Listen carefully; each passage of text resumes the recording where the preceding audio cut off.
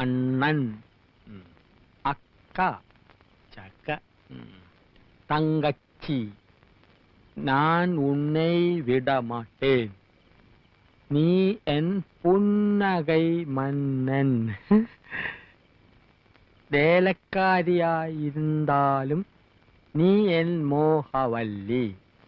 വേലക്കാരിയായിരുന്നാലും നീ എൻ മോഹവല്ലി. വേലക്കാരിയായിരുന്നാലും നീ മോഹവല്ലി. വേലക്കാരിയായിരുന്നാലും നീ